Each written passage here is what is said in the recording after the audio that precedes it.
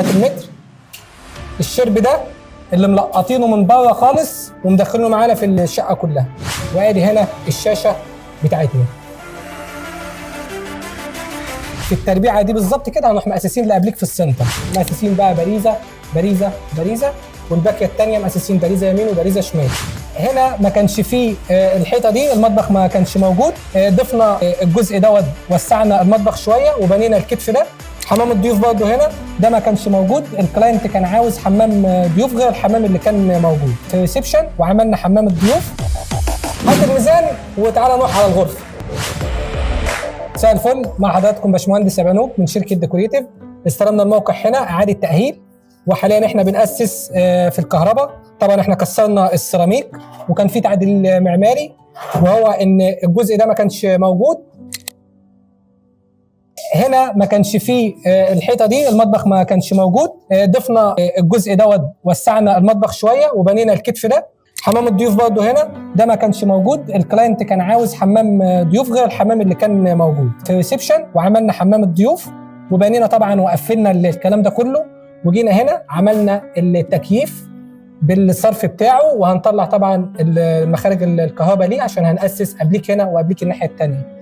وهنا هتكون ال شيب، والتي في هيكون في الجزئيه دي. وهنا هتكون ترابيزه السفره، والجنب ده احنا دلوقتي كده بنقسط للاباليك، هيبقى الابليك وابليك الناحيه الثانيه ومتقسمه مظبوط. وعندي هنا كده الجنب ده في التربيعه دي بالظبط كده هنروح مؤسسين لابليك في السنتر.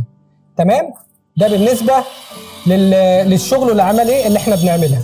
الله ينور يا معلم. وهنا طبعا الباشمهندس شعبان تكييفات ما بانش معروف اسمه طبعا.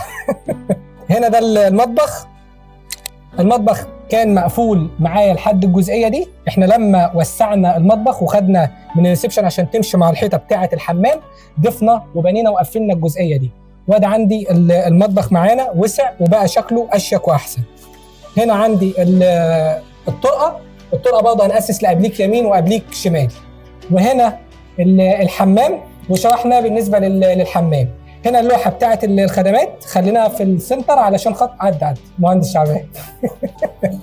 رقم 1 قريبه للمنور وللدش والنت والحاجات دي كلها اللي على المنور. رقم 2 في السنتر علشان خاطر وزع الاشاره ما بين الريسبشن وما بين الغرف. هنا عندنا غرفه الاطفال. تعالى هندسه بس اثبت عندك. هنا غرفه الاطفال. الله ينور يا اسطى. هنا سرير وكومود، وسرير وكومود الناحيه الثانيه. وطبعا العلب بتاعتنا على الارتفاع على ال70 عشان تبقى فوق القرصه بتاعه الكومود بارتفاع 20 سم زياده. وهنا طبعا المكتب، ومؤسسين طبعا الفريون بالصرف بتاع التكييف. هنا هيكون طبعا دي هتتقفل طبعا وهتتمحر وتتقفل وما تبانش. هنا هيكون الدولاب، وهنا الاناره والبريزه وكشاف الطوارئ اللي هيكون فوق. هنا الغرفه الماستر. الله ينور يا اسطى. ادي السرير، وادي تاسيس للكومود وكومود الناحيه الثانيه، وبعد كده المفتاح بتاع التكييف. وهنا في سنتر السرير متاسسه للشاشه. احنا بنعمل 3 علب ليه؟ كابل لعلبه كامله للخدمات الدش والنت او كاميرا، والعلبه الثانيه كهرباء، والعلبه الثالثه لكابل الاتش دي علشان خاطر بيبقى فيه الوصله بتاعه اليو اس بي بتبقى لوحدها. تمام. ومربوطين طبعا بال3 علب اللي تحت. وهنا هيكون الدولاب، وطبعا الفريون بالصرف بتاع التكييف. تمام. بعد كده هذا عندي غرفه الليفنج. الباب طبعا بيفتح شمال، الاناره عندي على اليمين. وهنا الكنبه حرف ال هتكون في الجزئيه دي. مؤسسين بقى باريزه باريزه باريزه، والباكيه الثانيه مؤسسين باريزه يمين وباريزه شمال. وهنا الباريزه ومفتاح التكييف. هنا هيكون فيه من اختيار العميل، هنا هيكون فيه السرير والكومود.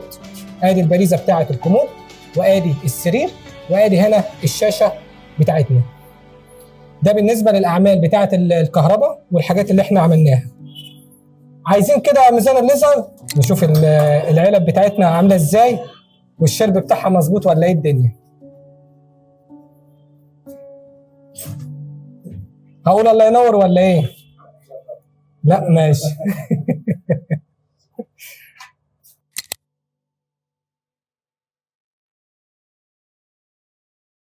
الشرب ده على المتر اللي واخدينه من المدخل بره. هات المتر، الشرب ده اللي ملقطينه من بره خالص ومدخلينه معانا في الشقه كلها. انا عندي هنا العلب بتاعه الكنبه حرف ال واخدينها على المتر وعشرة، علشان الكنبه بارتفاعها بالظهريه بتاعتها يبقى العلبه مرفوعه لفوق مش ساقطه لتحت، عشان اللي يجي يستخدمها يحط الشاحن ما يحطش ايده ورا الكنبه ويروح حاطط الشاحن بتاعه اللي هيستخدمه، لا تبقى كل حاجه فوق. تمام. ادي المتر الشرب وادي العشرة في نص الدبله بتاعتنا. تمام. ولو في علبه بقى عاليه علبه واطيه تكسر على حسابك بقى يا معلم. ماشي. ايوه اثبت بقى. ماشي. تمام تمام تمام. طيب اديني كده عشان برضه نشارك الناس معانا. احنا هنا واخدين الشرب معانا اهو وممشيين الشرب كله في الحته دي حته واحده زي اللف على الدبله، يعني الشرب على الدبله. طبعا لو العلبه دي مظبوطه ودي مش مظبوطه هتلاقيها واطيه برضه اهي. الشرب على الدبله واضح طبعا في الفيديو، يعني بنحب نوثق كل حاجه بصراحه. تمام. وادي برضه اهو واضح طبعا في الفيديو. ده بالنسبه للمتر وعشرة بتاعه الكنبه. تعالى ندخل على الغرفه، هات الميزان وتعالى نروح على الغرفه. يا عم الله ينور عليك، ده ايه الحلاوه دي يا اخي؟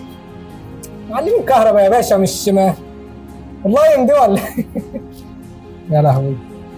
ماشي، هي دي ضلمت شويه بس يلا. الموقع يعني احنا مبهدل شويه بس خليكم فاكرين بقى الشكل ده عشان ان شاء الله هنعمل حاجه حلوه. يا الدنيا ضلمه خالص يا اخي. ماشي يا باشا تعال.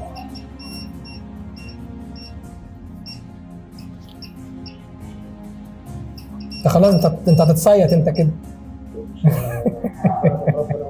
الله يخليك. لا يا عم انت راجل معلم ومعاك ناس معلمين برضه. ماشي.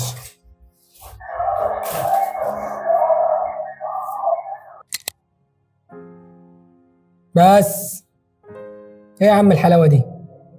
اثبت. ايوه تمام. ميزان الليزر لافف في الغرفه داير اللف، وعندي ماشي الليزر ده قاطع على الدبله بتاعه العلبه. لو في علبه منهم واطيه لفه فيها مشكله مش موزونه مش متركبه صح، ميزان الليزر ده عادها بيبينها. هات كده عشان نشارك الناس اهو، يعني واضحه في الفيديو. ادي ميزان الليزر ماشي قاطع في الدبله في الدبله دي اللف بكشاف الطوارئ اللي فوق، وادي اللي فوق الكومود، وادي السرير في الجزئيه دي اهي، وادي اللي في السنتره على طول المجموعه بتاعه الشاشه. يا باشا الله ينور عليك وتسلم ايدك. يا عم الله ينور عليك. نزلنا طبعا من الشرب 70 عشان العلب اللي تحت دي على ارتفاع 50، وزي ما هو واضح طبعا في الفيديو ان كان بالمتر او بميزان الليزر. عم تسلم ايدك والله ينور. ده الشغل بيتكلم عن نفسه بصراحه. العمال اللي تمت في الموقع واللي خالع الفيست ده وبيتكلم في التليفون هيتخصم عليه، هو كده كده ليه فلوس. هنا الريسبشن وزي ما شرحته. شكرا.